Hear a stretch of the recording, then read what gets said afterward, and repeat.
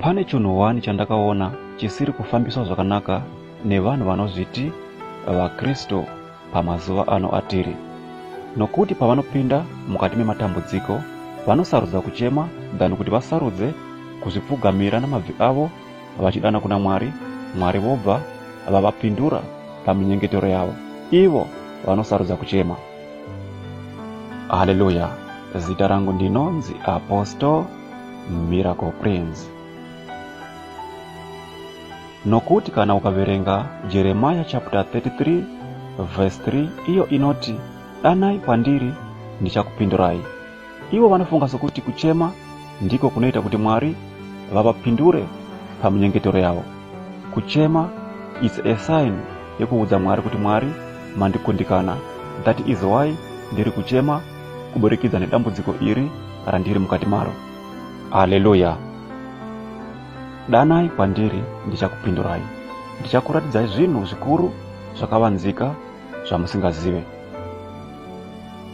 Saka chinoita kuti isusu tidavirwe naMwari paminyengetero yedu kudana pavari kwete kuchema. Zvakare kana tichinge tadana pavari vachatiratidza zvinhu zvikuru zvakavanzika nezvimwe zvatinenge tisingazive mukati muupenyu wedu.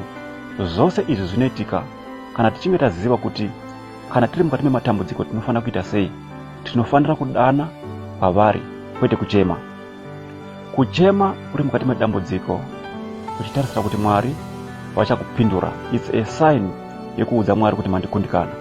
That is why ndiri kuchema. Danai kwandiri ndichakupindurai.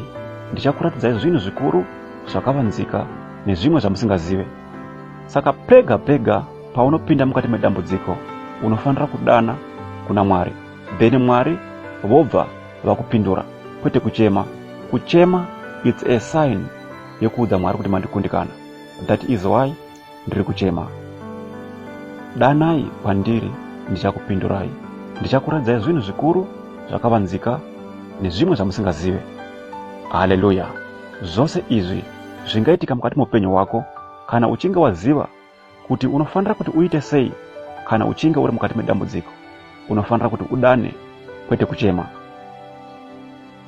VaKristu vazhinji vanhasi kana vachinge vapinda mukati mematambudziko vanochema kuburikidza nedambudziko iroro, pachinambo chokuti vatore mukana iwoyo vazvipfugamire namabvi avo vachidana kuna Mwari. Then Mwari obva avadavira paminyengetero yavo. Then vobva vabuda mukati mematambudziko iwayo avanenge vari mukati mavo. Ivo kana vachinge vapinda mukati mematambudziko akaita saiwayo vanosarudza kuchema dhani kuti vasarudze kuzvipfugamira namabvi avo. Then Mwari obva avaitira zvakanaka.